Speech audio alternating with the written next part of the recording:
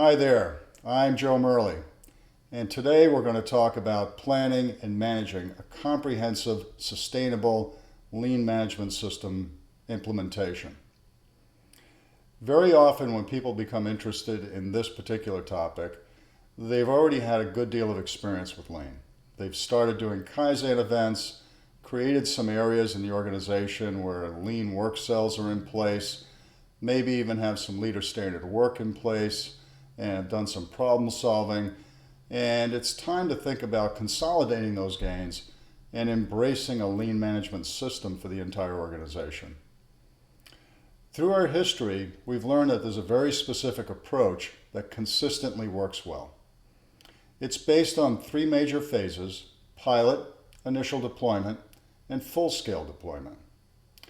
In the piloting phase, we pick an area of the organization that will embrace all six elements of a lean management system and therefore create a learning laboratory for the rest of the organization to come and learn from. The role of the pilot is interesting in that it's not just the pilot itself that's transforming, but the organization has to embrace this pilot as their learning platform to understand what a lean management system looks like in the context of their own business. Once the pilot is in place, we expand outward. We go into a second or a third location. At this stage, we call it initial deployment. The major change, the major difference between piloting and initial deployment is we're starting to pressure test the lean management system and leader standard work in a more expanded role. It's fairly straightforward to conduct reflection meetings, Gemba walks, even and-on responses when we have one pilot in the organization that we're focusing all that activity on. But once leaders are being held responsible for conducting Gemba walks and reflection meetings in a broader swath of the organization, well, then we need some more comprehensive, some more rigorous leader standard work. And that will get learned by the organization in the initial deployment phase because we have multiple locations to pressure test that system. And then full-scale deployment is where we take all the lessons learned from the piloting and initial deployment and broad base adopt them across the entire organization, or at least the parts of the organization that we have in mind. This doesn't happen in a vacuum. There are two other pieces of the organization that have to come along and move at the same pace as the rest of the transformation. One is developing internal lean expertise so that you're not always relying on external resources in conducting events. There's a couple of different approaches to this. We advocate taking those people in your organization that really understand your culture, understand your people, and giving them the skills necessary to have the deep knowledge required of a lean support organization, or the LSO.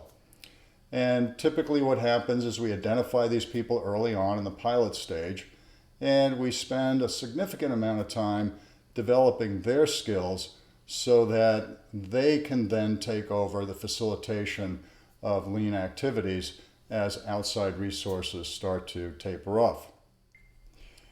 The LSO becomes the deep seat of knowledge for lean for the entire organization. So as the organization continues to deepen its understanding of what lean means in the context of their own operation, the LSO gathers that information, disseminates it, and provides support for general lean activities throughout the organization as they continue to evolve.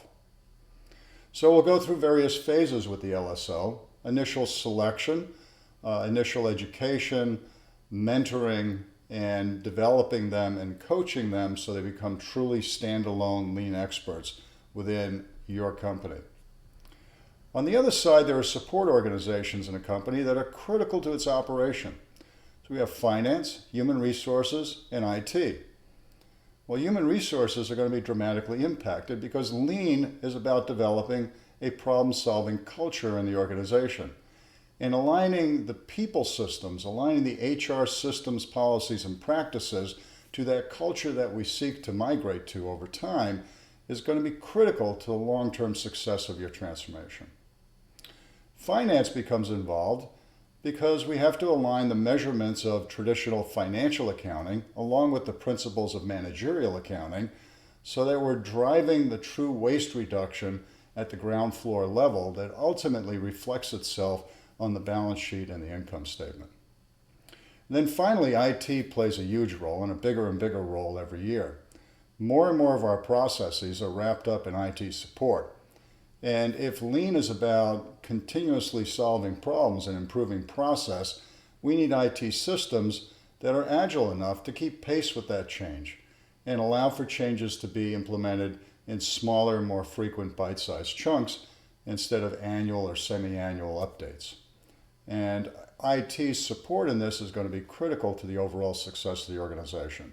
So by developing the support organizations, creating pilots and initial deployment, where we're already gaining business benefit from those experiences, but learning what this is actually going to mean going forward into full-scale deployment, at the same time developing your internal experts, your Lean support organization that can continue to coach and facilitate Lean activities long-term.